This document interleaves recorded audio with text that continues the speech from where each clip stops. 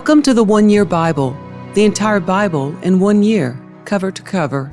January 27th. Today's reading is Exodus chapters 31 through 33.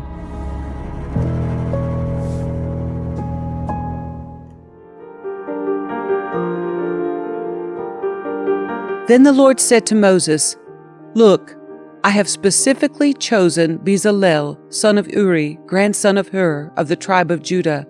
I have filled him with the Spirit of God, giving him great wisdom, ability, and expertise in all kinds of crafts. He is a master craftsman, expert in working with gold, silver, and bronze. He is skilled in engraving and mounting gemstones and in carving wood. He is a master at every craft. And I have personally appointed Oholiab, son of Ahisamach of the tribe of Dan, to be his assistant. Moreover, I have given special skill to all the gifted craftsmen so they can make all the things I have commanded you to make: the tabernacle, the ark of the covenant, the ark's cover, the place of atonement, all the furnishings of the tabernacle, the table and its utensils, the pure gold lampstand with all its accessories, the incense altar, the altar of burnt offering with all its utensils, the wash basin with its stand, the beautifully stitched garments, the sacred garments for Aaron the priest, and the garments for his sons to wear as they minister as priests, the anointing oil, the fragrant incense for the holy place. The craftsman must make everything as I have commanded you." The Lord then gave these instructions to Moses. "Tell the people of Israel, be careful to keep my Sabbath day. For the Sabbath is a sign of the covenant between me and you from generation to generation. It is given so you may know that I am the Lord, who makes you holy. You must keep the Sabbath day, for it is a holy day for you. Anyone who desecrates it must be put to death. Anyone who works on that day will be cut off from the community. You have 6 days each week for your ordinary work, but the 7th day must be a Sabbath day of complete rest, a holy day dedicated to the Lord. Anyone who works on the Sabbath must be put to death. The people of Israel must keep the Sabbath day by observing it from generation to generation. This is a covenant obligation for all time. It is a permanent sign of my covenant with the people of Israel. For in 6 days the Lord made heaven and earth, but on the 7th day he stopped working and was refreshed."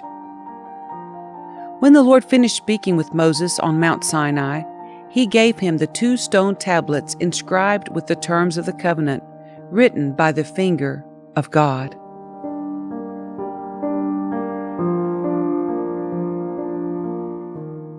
When the people saw how long it was taking Moses to come back down the mountain, they gathered around Aaron. "Come on," they said, "make us some gods who can lead us. We don't know what happened to this fellow Moses, who brought us here from the land of Egypt." So Aaron said, "Take the gold rings from the ears of your wives and sons and daughters and bring them to me."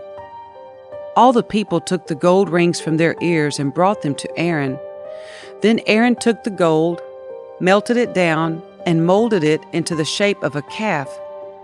When the people saw it, they exclaimed, "O Israel, these are the gods who brought you out of the land of Egypt." Aaron saw how excited the people were, so he built an altar in front of the calf. Then he announced, "Tomorrow will be a festival to the Lord." So the people got up early the next morning to sacrifice burnt offerings and peace offerings. After this, they celebrated with feasting and drinking, and they indulged in pagan revelry. The Lord told Moses, "Quick, go down the mountain. Your people whom you brought from the land of Egypt have corrupted themselves. How quickly they have turned away from the way I commanded them to live. They have melted down gold and made a calf, and they have bowed down and sacrificed to it. They are saying, 'These are your gods, O Israel, who brought you out of the land of Egypt.'" Then the Lord said, "I have seen how stubborn and rebellious these people are. Now leave me alone so my fierce anger can blaze against them, and I will destroy them. Then I will make you, Moses, into a great nation." But Moses tried to pacify the Lord his God. "Oh Lord," he said, "why are you so angry with your own people whom you brought from the land of Egypt with such great power and such a strong hand? Why let the Egyptians say, 'Their God rescued them with the evil intention of slaughtering them in the mountains and wiping them from the face of the earth?' Turn away from your fierce anger. Change your mind about this terrible disaster you have threatened against your people. Remember your servants Abraham, Isaac, and Jacob. You bound yourself with an oath to them, saying, 'I will make your descendants as numerous as the stars of heaven, and I will give them all this land that I have promised to your descendants, and they will possess it forever.'" So the Lord changed his mind about the terrible disaster he had threatened to bring on his people. Then Moses turned and went down the mountain. He held in his hands the 2 stone tablets inscribed with the terms of the covenant. They were inscribed on both sides, front and back. These tablets were God's work. The words on them were written by God himself. When Joshua heard the boisterous noise of the people shouting below them, he exclaimed to Moses, "It sounds like war in the camp." But Moses replied, "No, it's not a shout of victory, nor the wailing of defeat. I hear the sound of a celebration." When they came near the camp, Moses saw the calf and the dancing, and he burned with anger. He threw the stone tablets to the ground, smashing them at the foot of the mountain. He took the calf they had made and burned it. Then he ground it into powder, threw it into the water, and forced the people to drink it. Finally, he turned to Aaron and demanded, "What did these people do to you to make you bring such terrible sin upon them?" "Don't get so upset, my lord," Aaron replied. "You yourself know how evil these people are. They said to me, 'Make us gods who will lead us. We don't know what happened to this fellow Moses who brought us here from the land of Egypt.' So I told them, 'Whoever has gold jewelry, take it off.' When they brought it to me, I threw it into the fire, and out came this calf." Moses saw that Aaron had let the people get completely out of control, much to the amusement of their enemies. So he stood at the entrance to the camp and shouted, "All of you who are on the Lord's side, come here and join me." And all the Levites gathered around him. Moses told them, "This is what the Lord, the God of Israel, says. Each of you, take your swords and go back and forth from one end of the camp to the other. Kill everyone, even your brothers, friends, and neighbors." The Levites obeyed Moses' command, and about 3,000 people died that day. Then Moses told the Levites, "Today you have ordained yourselves for the service of the Lord, for you obeyed him even though it meant killing your own sons and brothers. Today you have earned a blessing." The next day Moses said to the people, "You have committed a terrible sin, but I will go back up to the Lord on the mountain. Perhaps I will be able to obtain forgiveness for your sin."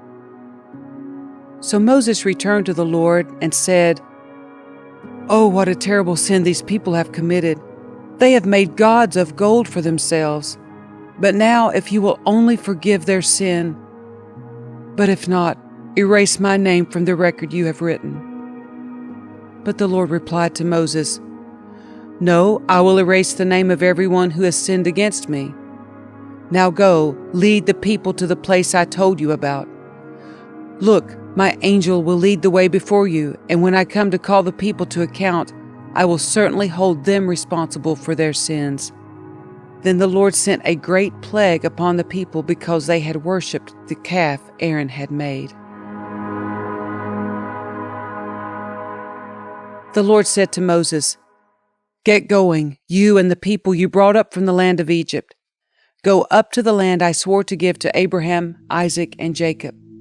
I told them, I will give this land to your descendants, and I will send an angel before you to drive out the Canaanites, Amorites, Hittites, Perizzites, Hivites, and Jebusites. Go up to this land that flows with milk and honey. But I will not travel among you, for you are a stubborn and rebellious people. If I did, I would surely destroy you along the way." When the people heard these stern words, they went into mourning and stopped wearing their jewelry and fine clothes. For the Lord had told Moses to tell them, "You are a stubborn and rebellious people. If I were to travel with you for even a moment, I would destroy you. Remove your jewelry and fine clothes while I decide what to do with you."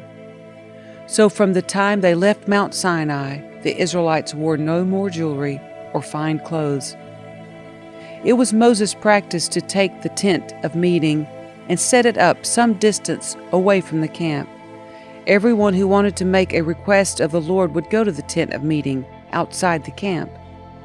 Whenever Moses went out to the tent of meeting, all the people would get up and stand in the entrances of their own tents.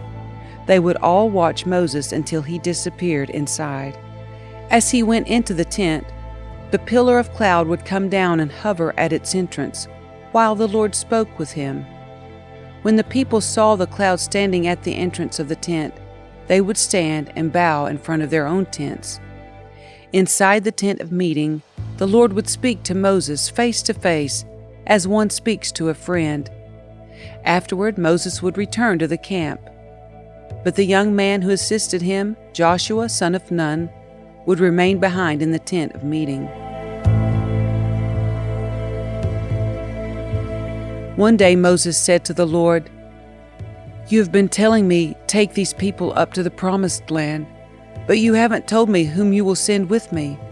You have told me, 'I know you by name and I look favorably on you.' If it is true that you look favorably on me, let me know your ways so I may understand you more fully and continue to enjoy your favor. And remember that this nation is your very own people." The Lord replied, "I will personally go with you, Moses, and I will give you rest. Everything will be fine for you." Then Moses said, "If you don't personally go with us, don't make us leave this place. How will anyone know that you look favorably on me and on your people, if you don't go with us? For your presence among us sets your people and me apart from all other people on the earth." The Lord replied to Moses, "I will indeed do what you have asked, for I look favorably on you, and I know you by name." Moses responded, "Then show me your glorious presence." The Lord replied, "I will make all my goodness pass before you, and I will call out my name Yahweh before you. For I will show mercy to anyone I choose, and I will show compassion to anyone I choose.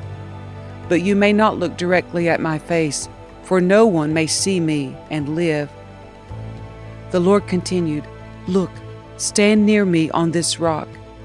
As my glorious presence passes by, I will hide you in the crevice of the rock and cover you with my hand until I have passed by. Then I will remove my hand and let you see me from behind, but my face will not be seen."